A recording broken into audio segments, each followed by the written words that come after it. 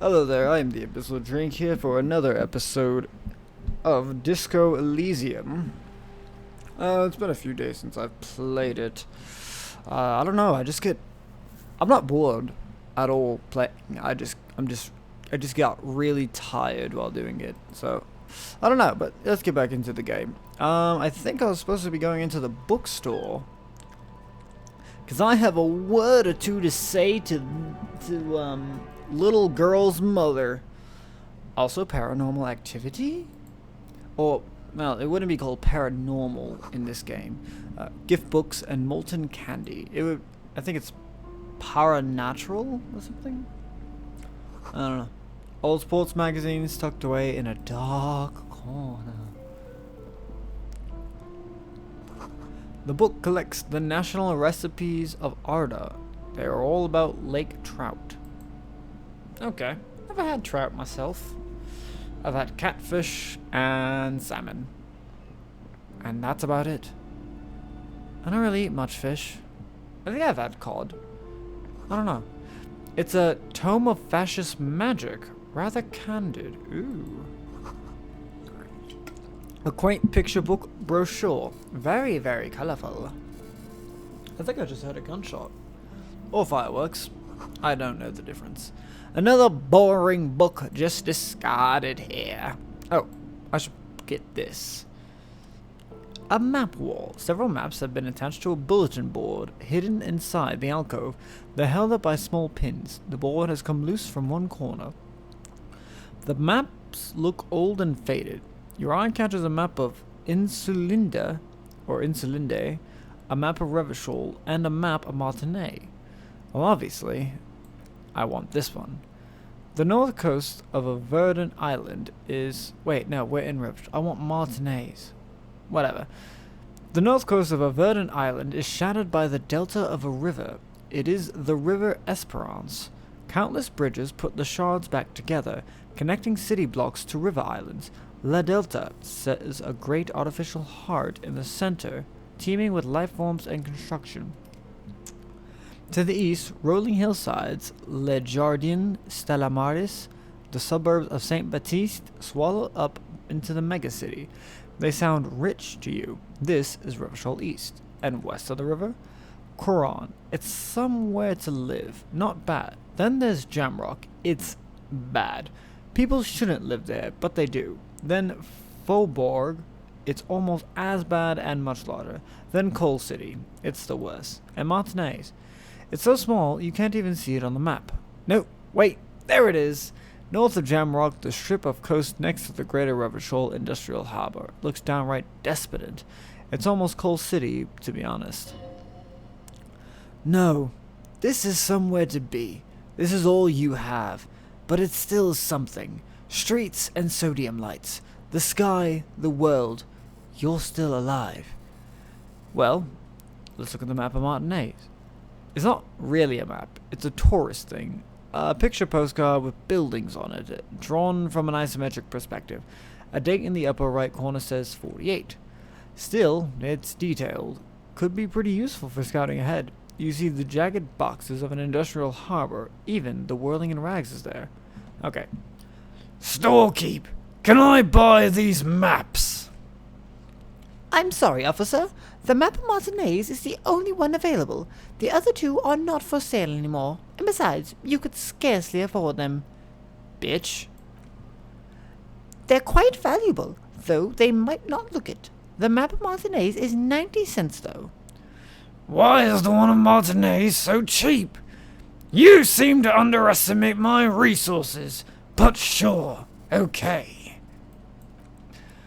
That old thing? It's an out-of-date map of a tourist location that never was nor came to be. From when some design studio people tried to spruce up the place 4 or 5 years ago, they also renovated the horse statue and set up those coin-operated viewers and designed the new street lamps. What happened then? They didn't get far, for some reason. A shame the project never got going. Would be nice if someone fixed Martinez up. All these ruins are bad for business. Now I could try to steal it, with a 72% chance because of my interfacing. But it's like 90 cents. Like, who cares? It's just buy it. I could have tried, but no. I'm not that cheap. She nods. Always good to be informed of your surroundings. So if I'm like all the way up here, I imagine like I just kind of take the coins out of my pocket and just throw it at her face.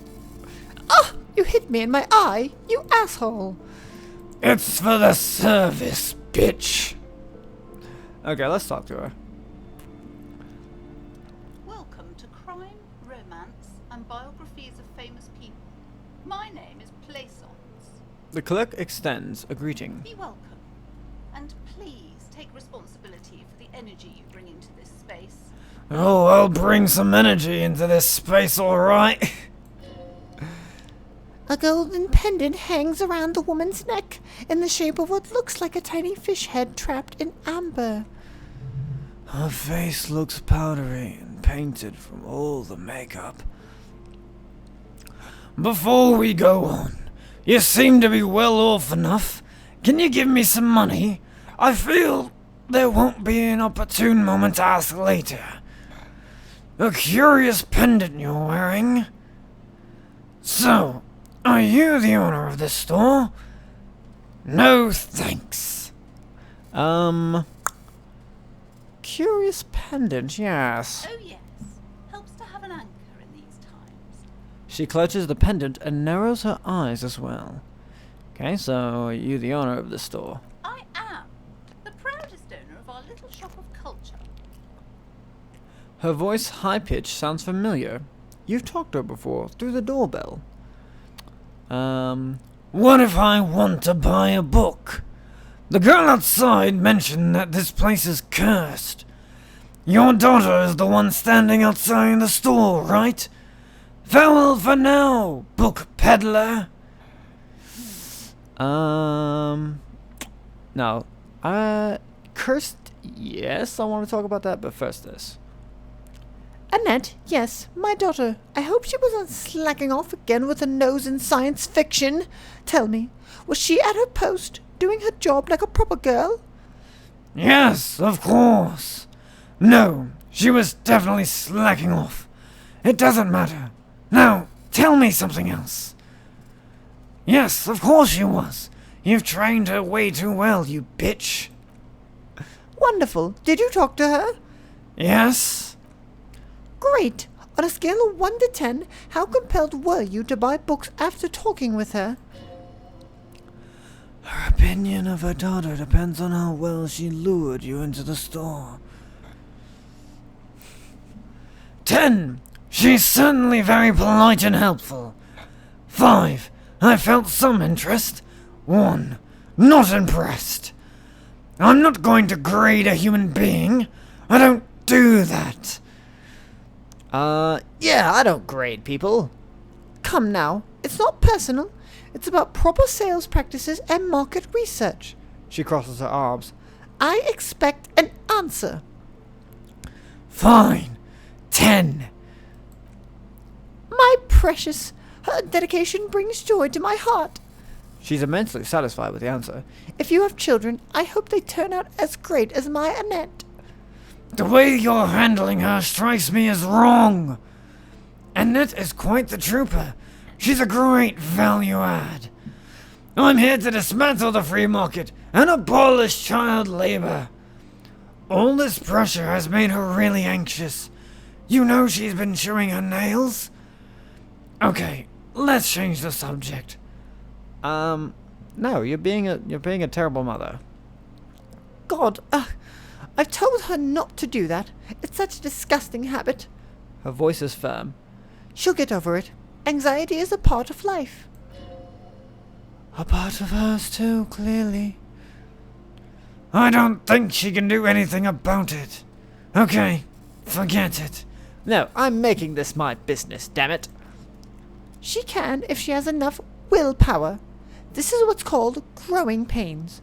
Life isn't easy. Life doesn't give breaks. Come on, ma'am. It's obvious she can't do anything about it.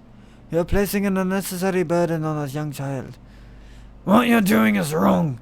Even I know that. and I usually don't do anything. That is true, and obviously the will of the market, but maybe make an exception for your daughter? Yeah, actually, it's super alright for kids to chew their hands off. Forget I said anything. I hope my voice isn't too grating. I'll turn down my volume just a little bit. It's a very powerful voice. I can't help it.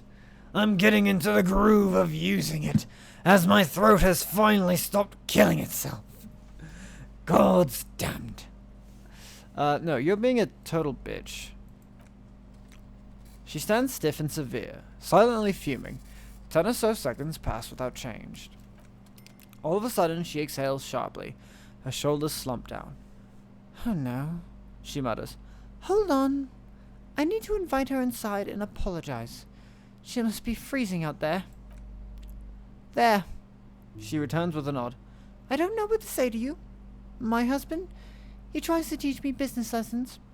I have what my mother called a dull mind. All this stress. She stops, but her mouth keeps moving. It sounds like both the husband and the mother treat her the way she treats Annette. You're like Annette to your husband and your mother. Oh, She nudges her glasses nervously. well, my mother was horrible. Of course, absolutely perverse energies around that person. But my husband... She shakes her head. My husband is completely different. Of course. Is this husband Annette's father? Is she an only child?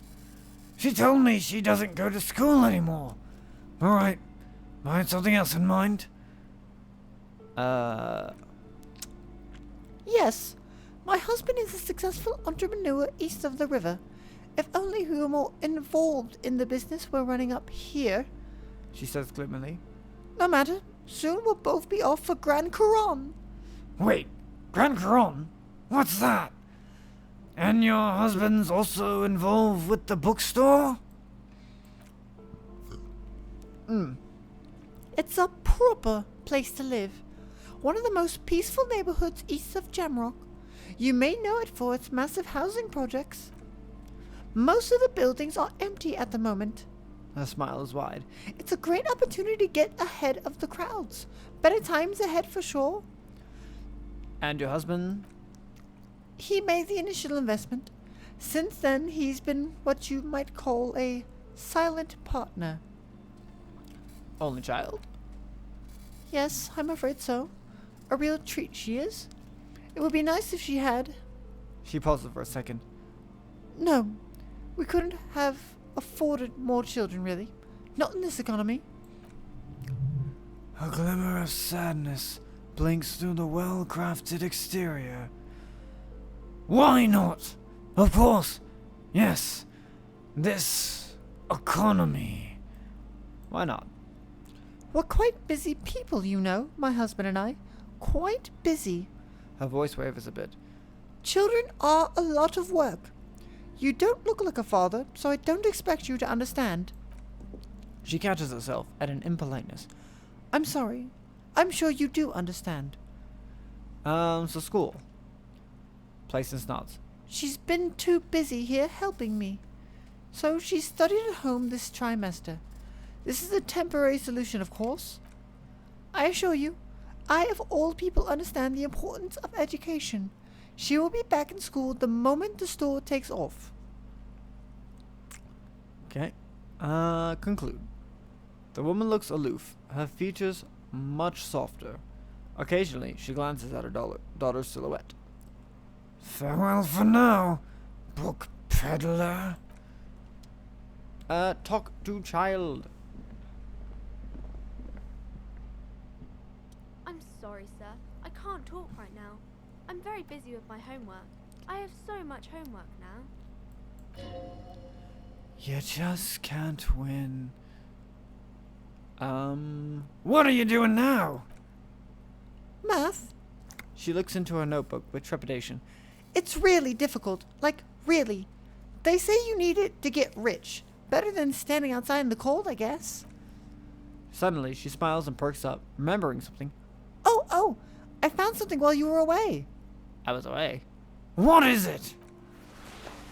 Dick Mullen's hat. I thought this would fit you. She gives you a hat, almost exactly like the one Dick Mullen wears on the covers. Like, thanks for helping me out. Not me, the city, I mean. Like a detective does. Wait, when did you get it? It's a fedora? A detective hat? Okay, I get it. I can look just like Dick Mullen, except I'm an actual police officer. Wait, where did you get it, though? Just what Dick Mullen would ask. She lowers her voice. I got it from behind the curtains. I'm not really supposed to go there. Nice. Yes! She grins. I bet it looks good on you. Really, serious. Suddenly, she looks back at the infernal scribblings on her nose. Right. I have to get back to my homework now, before Mom notices. Man, this is hard. Okay, bye. See you around, Annette. I have a hat now. Yay. +1 encyclopedia. I'm book smart. If anything, this wide-rimmed hat looks even better than the hat Dick Mullen wears. Dick Mullen is stupid, and not even real. You're real. Your brain is real. Your real brain is inside the hat. And, look at me. Look at my fedora. Yeah, sup, ladies. Okay. Can I talk to her again? Hello again, esteemed officer, and welcome to Crime, Romance, and Biographies of Famous People. What if I want to buy a book? Then why are you talking to me? Everything is on the shelves to browse. Don't you feel compelled to buy anything? She fiddles with her pendant, then waves her bony fingers directly at you. See those shelves there? Go, be drawn. So, what type of books do you have? Everything is on the shelves. Take a look for yourself. She nudges her glasses. The shelves compel you, don't they? Alright, I'll take a look then. She smiles and nods, seemingly relieved. But what if instead... I feel compelled to go to these curtains. That's what I feel compelled to go to. They whisper to me. Also, I just want to go back here. You see a set of tattered curtains blocking the way to another room. A strange cage-like trinket dangles from the curtains. Excuse me, officer. The back room is strictly for employees only. Shopkeeper, what's behind the curtains? Examine the strange cage-like trinket. Ignore the curtains for now. Pull open the curtains. What's going on? Nothing. Why aren't you browsing the books? She fiddles with her pendant. Don't you feel compelled to look at the books? You ought to. Oddly enough, the more she tries to draw you away from the curtains, the more alluring they become. Examine the cage-like trinket. You see some kind of charm, an irregular polyhedron, assembled from bones, sticks, and straw. Inside, a disturbing fish head with empty eye sockets stares at you. Aside from poking at it suspiciously, there is nothing else to do with the fish head charm at this time. The curtains remain shut before you. Pull them open. Just as you're about to pull apart the curtains, the petrified voice of the shop owner cries out once more. Sir, please don't touch that. I told you it was off limits for customers. Her hand has closed around her pendant, her fingers nervously playing with the talisman. Parapsychologically speaking, we're done if you decide to open them. I won't be held responsible for the consequences. It's too dangerous. She can't look away, mumbling. Why is everyone always messing with the curtains? Why can't they just buy books like normal people? This is about the curse. That's why you're afraid. Ma'am, this is different. I'm a police officer. I need to get in there. But I sense the space calling for me. I must investigate beyond the threshold. I don't care. You can't stop me. I'll open them. All right. I'll think about it for a while. No, I sense something beyond this threshold. 1 second. Must adjust my fan. You do? She grabs the pendant again, visibly shaken. My God. Even more reasons to not mess with the curtains. Just step away, dear sir. This is about the curse. That's why you're afraid. No, it's just a storeroom for the employees. I told you. Now, please step away from the curtains. She's almost begging you. I don't care. No! She raises her hand to try and stop you. Please, just talk to me, officer. Come here and let's talk this through before you decide to do anything extreme. There is something mysterious about the curtains. Be careful. The curtains, tattered with age and covered in dust, hang before you as if taunting you. Ignore the curtains, then.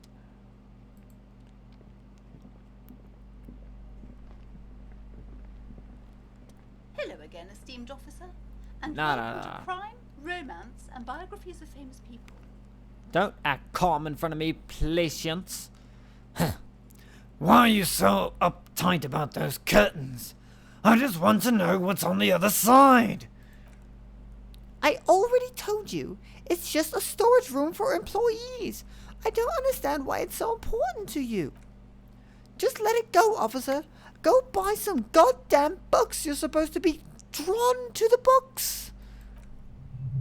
She's so tense. It's a miracle she hasn't snapped in half yet.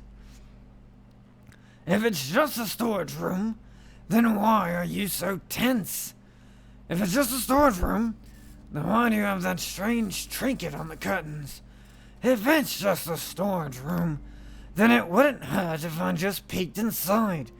It's not like it's cursed, right? No, why are you so tense, goddammit? I'm not tense. I'm just... She wavers under your gaze, mouth pressed into a tight-lipped frown. Then, something breaks. Okay, fine. It's because this place is cursed. Just like everyone said. They don't call it the doomed commercial area for nothing. Are you happy now, officer? Happy that you ruined everything? She closes her eyes and starts mumbling something to her pendant. Hosts of host, she prays. Guard me in my honest business venture from the curse that lurks behind the curtains. How does this curse manifest itself? Why didn't you just tell me right away it's the curse? Have you sought help from anyone? A shiver runs through the woman as she looks around the dimly lit store. The curse is so much worse than you can imagine. It's a disease eating at the very foundation. Her voice drops to a whisper. It's the curse of financial distress, of ruin and bankruptcy. She peers at the curtains again. Didn't that curtain just move? Okay, I'm a little confused. What does that mean? Annette mentioned that the previous tenants have experienced some financial troubles. Wait, that's it? I was hoping for something more paranatural. Yeah. But, officer, there's nothing natural about entire companies declaring bankruptcy. I'm talking about cacodemons feeding off bad business practices and disappointing income statements. There's something wrong with this building, I can tell you.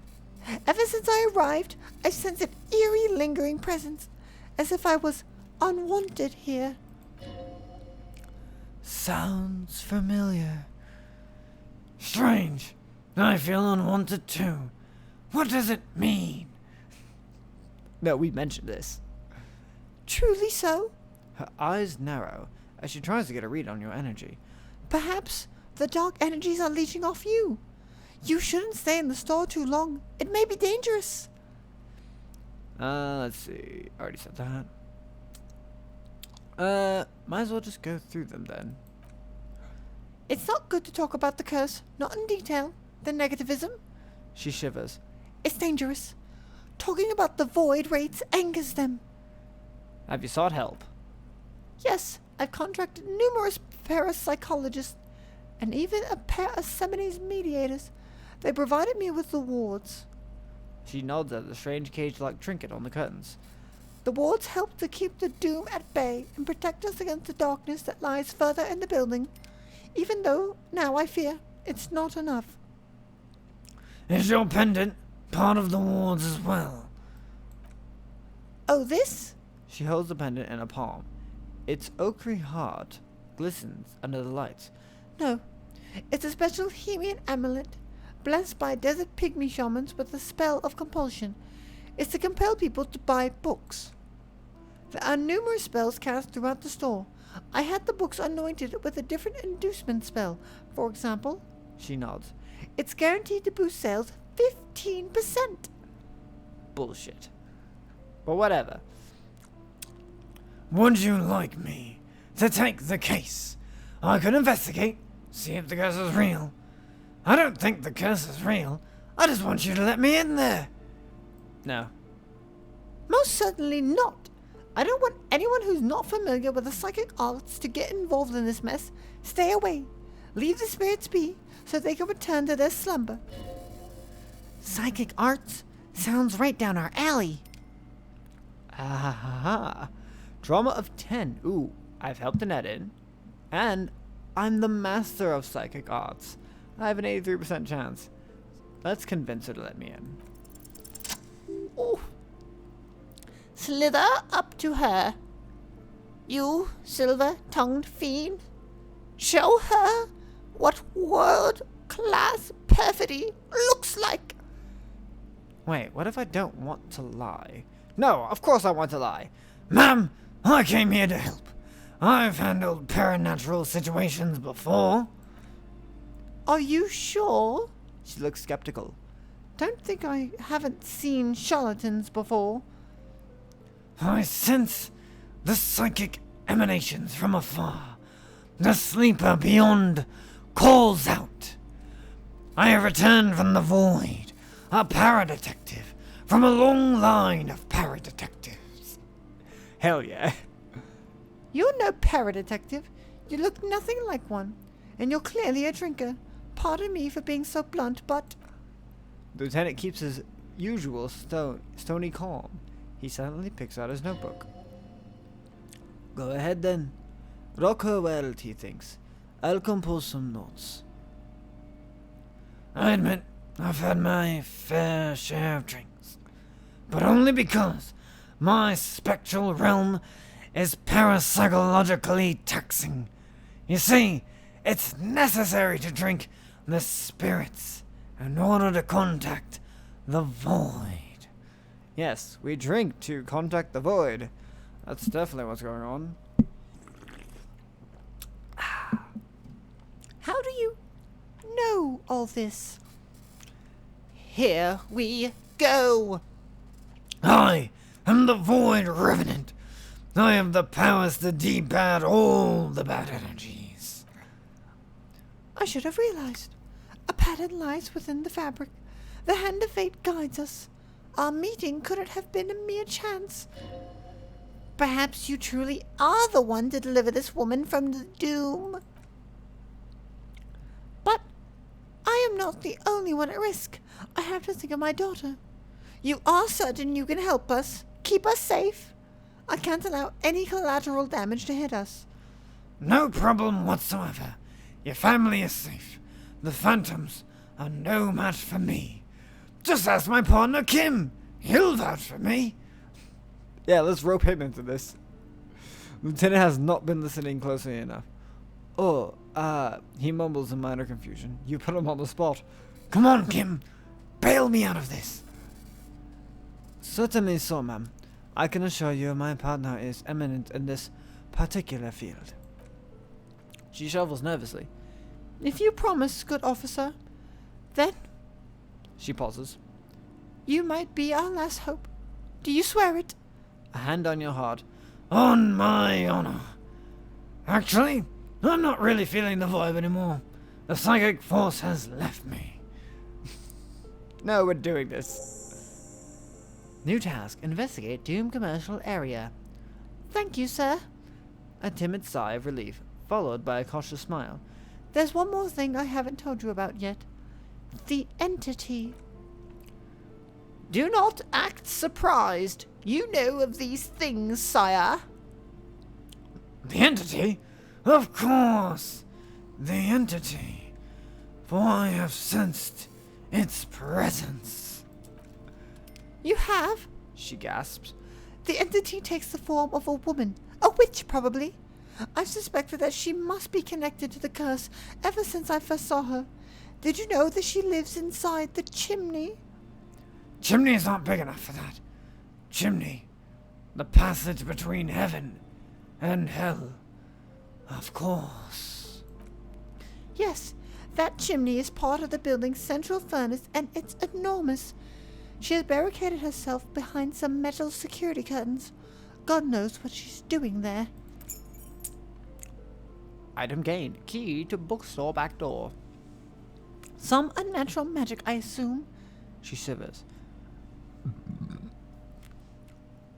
You should go find the entity and ask what happened to all the companies in the building. What is the source of this curse? Here's the key to the warded door behind the curtains. Take it. Oh, and please, do return to me after you've looked around. I'm quite anxious to know what she has to say about the curse. What you discover in there. Unbelievable darkness and ruin.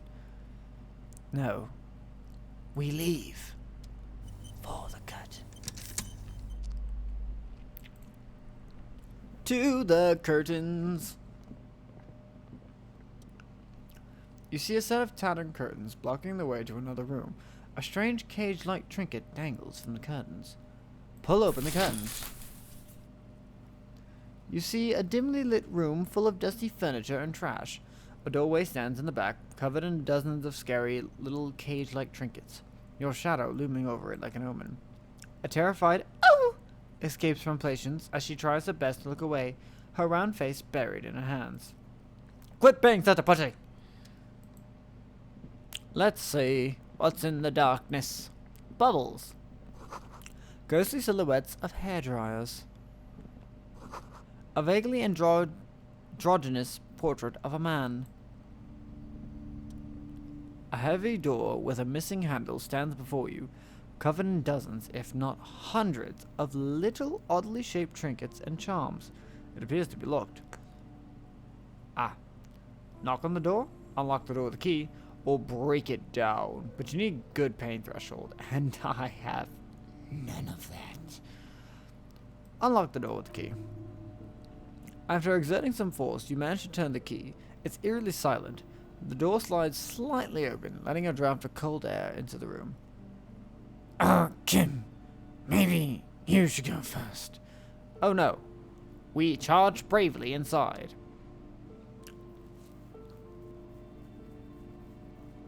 Loading. Talk to Kim? What is this place? Lieutenant stares at the dusty training equipment. It's an adventure. It's the netherworld. Beyond the veil. Looks like a gym to me. I think this may be the what the fuck is this? Artemiteps Boxing Club for young athletes. I think you're right, he says. Though it looks like no one's been in here for ages. I doubt the electricity still works. Good thing we have a flashlight on us. Don't forget to take it out of your bag before we move on. Some specks of dust shimmer, an array of street light falling from the window. Other than that, the room is dark. An eerie feeling rises in your chest. What if there's a reason why no one's been here for ages? Let's just keep going. I'm sure it's just a regular abandoned house. Nothing mysterious here.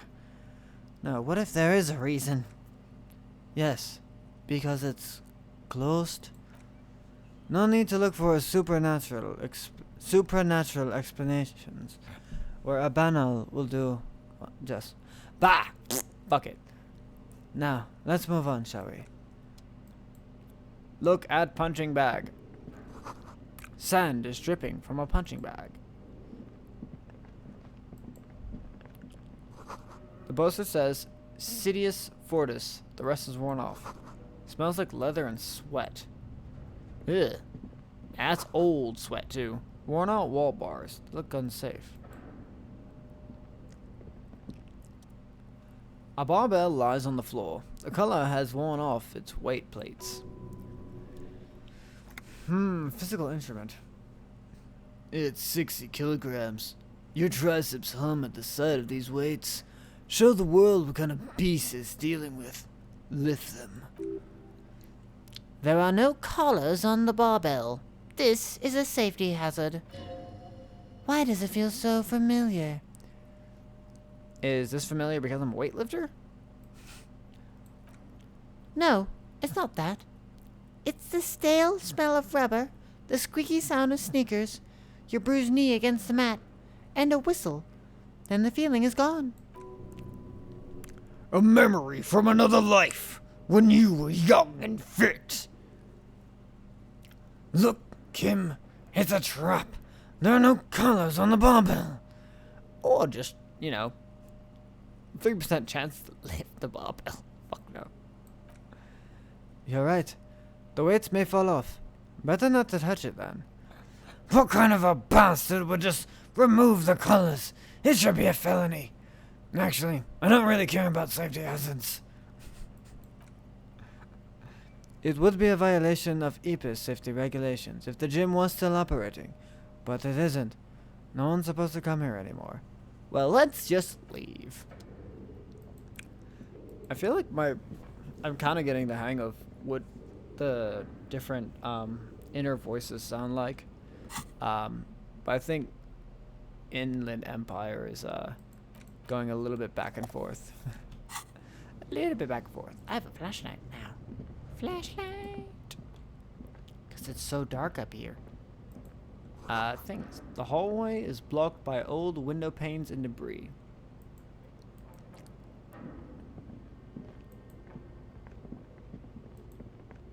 Let's see. I think I want to turn. I know my sound is just so all over the place, but I kind of want to make sure that you can hear that background music because it's so good. The scoring of this entire game is just phenomenal. A large demijohn full of strange liquid. Wild animals stare at you in the dark, stuffed and mounted.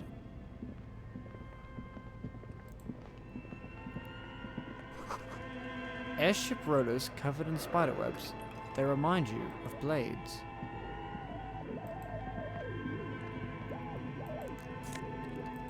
Coins. A naked mannequin torso, a strange yellow color. But where are the clothes it used to display? Blue velvet, soft to the touch, moth-bitten. Alright, I can just tab. I can just tab. Bubble. Skis with slipstream printed on the laminated top layer. Steel rotor blades bearing a slipstream logo. Production schedule. Filament memory. It's worth 10 cash. Well, gods damn, that's a lot, and I kind of need it too.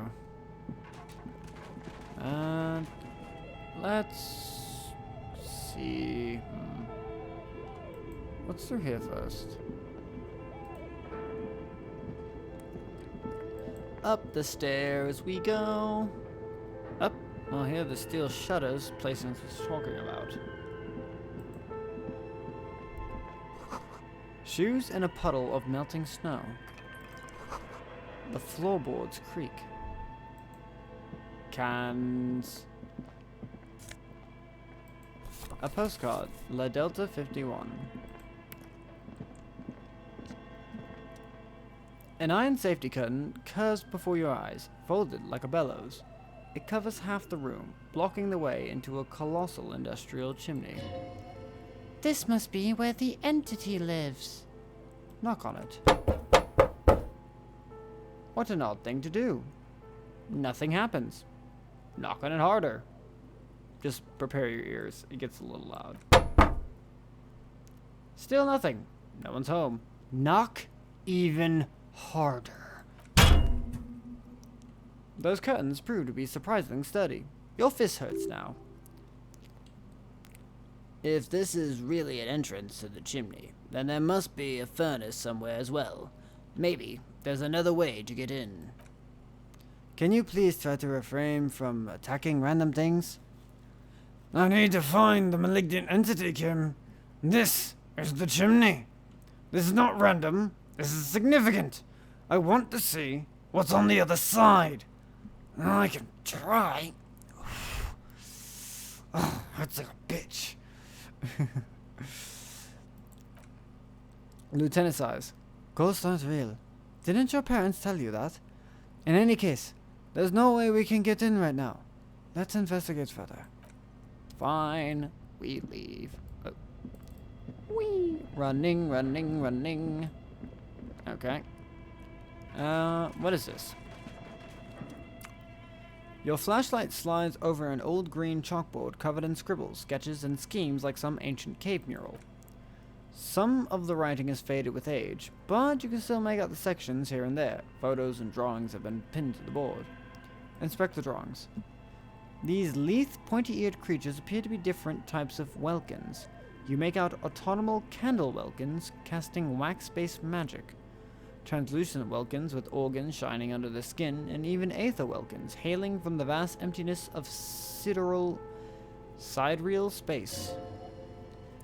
Who are all these creatures? Fantasies of a tortured, feverish mind? One of the Welkins, towering among the rest, appears to be different, however.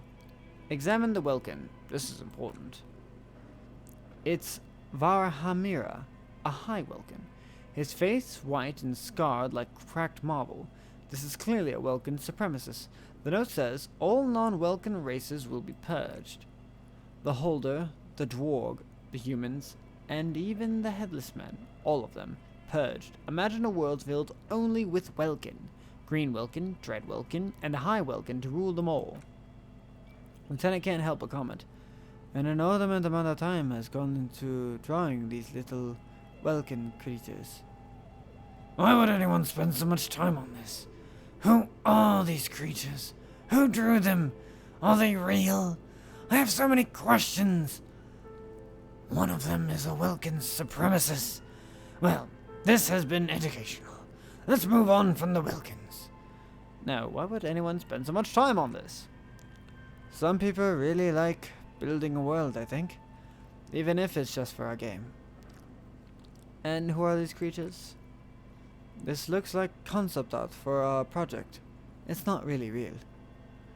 One of them is a supremacist. Political commentary.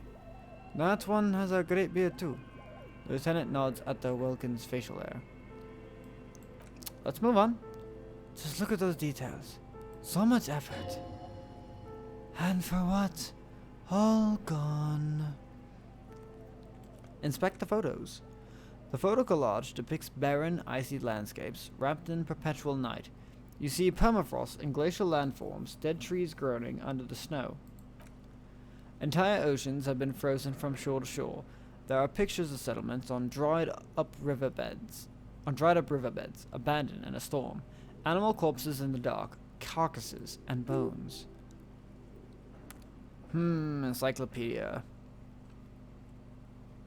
You see primitive oil rigs built into glaciers by boreal dwarg. Yurts under the snow, great mammoth-like beast of burden. A pinned postcard reads, the heat death scenario, a desperate fight for the geothermal energy engulfs the world as Wirral becomes untethered from its sun, drifting through the universe. Inspect the schedule. This is a monthly calendar from the year 50. Cryptic words like sprint, daily minime, and GPI span the marker drawn grid, the grand scheme of production and money. It looks A bit like an academic calendar, only much more brutal. Keep reading. What happened? As time goes on, the numbers in the boxes grow rarer and rarer. The board becomes an empty snowfield in the final days. Only failure and regret dwell in this region. The lieutenant looks at the frigid ice field of nothingness and concludes, looks like they didn't make it. A note in the bottom left corner of the chalkboard says, see the production schedule filament for details. I have that. The handwriting is only partly legible, but you can still make out 3 slogans: call in, tune out, whirl untethered, and heat death of the universe. The full text reads, heat death of the universe is the new black. Another note says, the biggest advancement in role-playing systems since the 30s. Okay. What is this? This is frequency fireplace. Ah. Hey, headphones, stop. I need to get new headphones. These are nice. The ones I have are nice, but they're like starting to kind of fuck with my ear a little bit. This old fireplace is covered in lines drawn in blue and red marker, the mesh spreading over the stone like blood vessels on alabaster skin.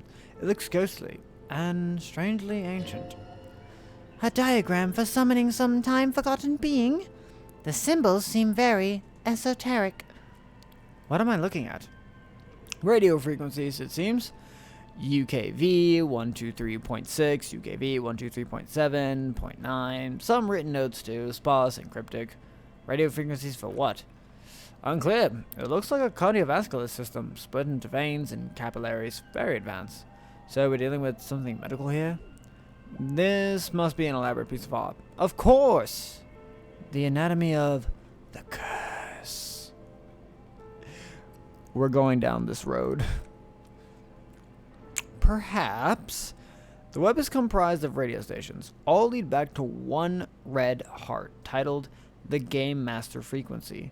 A note says, this one can listen in on any station it wants? They must have had massive airwidth. Why am I saying aired with? Whatever. Fuck it. These things don't come cheap. Wait, who's the Game Master? Someone very important. The leader of a massive on-air game built by these people. If it's a game, then who's playing? Whoever decides to call in to a call-in station, it looks like. A list of names under the stations suggests people across 6 isolas would be playing. Mundi, Insulinde, Katla, Grad, Samara, and even Ilmara. All of this is gone, left unrealized. My God. Lieutenant leans closer, his finger tracking the maddening resume. It's as if the less money they had, the more ambitious that project became. The cost of air width alone must have been huge. Why do you say that? Exactly. He nods at the calendar of the chalkboard, wiping his marker-stained fingers clean against his jacket. This schedule, I know doom when I see it. The company was running out of funding. What else? Squint at the lines. Nothing. It's just lines on marble, and I go from times long gone.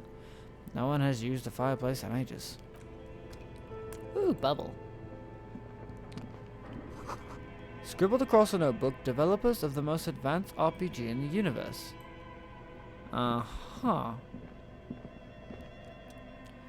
Mainframe. This appears to be some kind of machine with a cube-shaped heart and a wired framework. The keyboard has a rectangular on-off button. A piece of paper still hangs from the printer. A radio computer, says the lieutenant, watching you circle around the machine.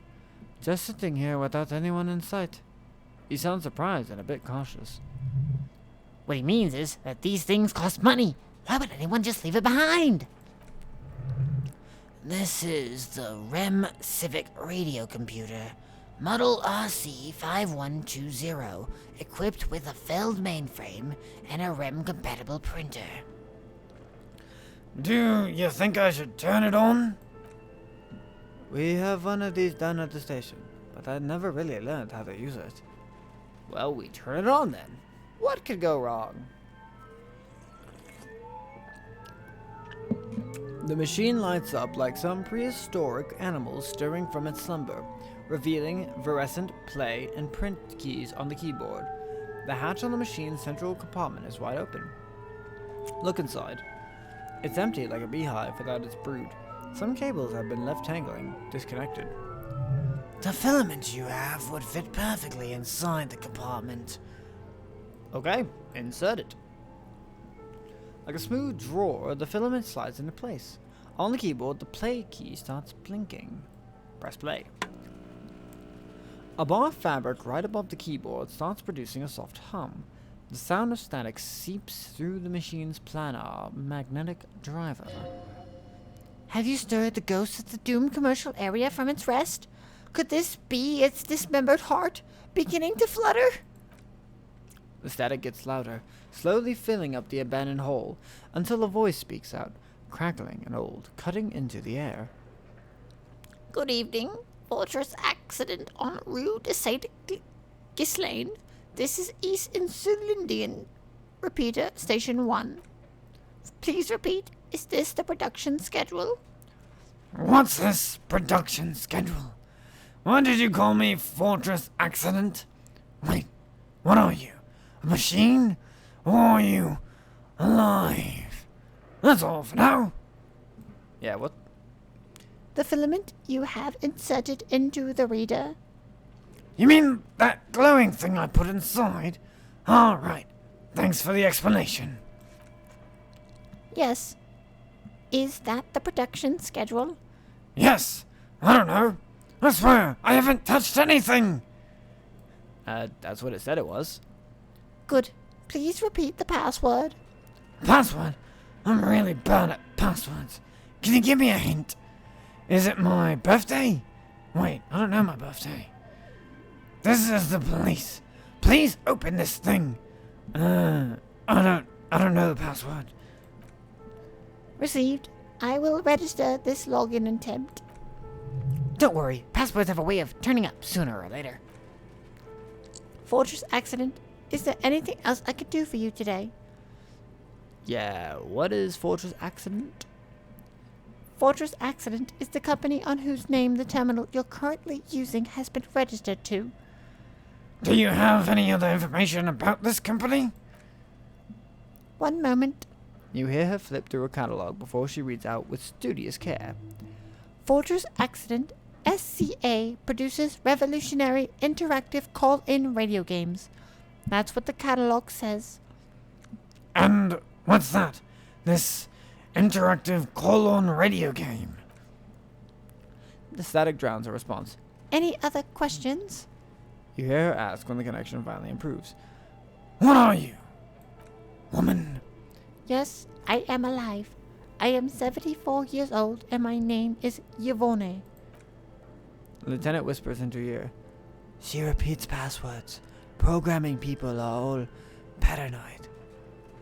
Yvonne, my partner tells me that you're here because radio computer guys are all paranoid. Okay, but where are you? How did you know where I am? They're merely cautious, Says the old lady. It's my job to protect their filaments as a password repeater at the East Insulindian station. And where are you? I work as a repeater at the East Insulindian repeater station. It's my job to know where you are, Fortress Accident. As for me, well, Some static. Then, I am sitting in my cubicle, surrounded by a wall of radios. doesn't it get lonely, sitting there all by herself? Doesn't it get lonely, doing this job? Lonely? For the first time, you hear her chuckle through the rustle of static. Why would it get lonely? I get to talk to people all day. That's why she does it. Now please, tell me if there's anything else I can do, Fortress Accident. Nope. Thank you and goodbye. The old lady's voice disappears along with the static. Tiles on the cube are still smoldering, casting the framework at a soft glow. Fluorescent play and print shine on the keyboard. Okay, well, let's just take this out then. Press print?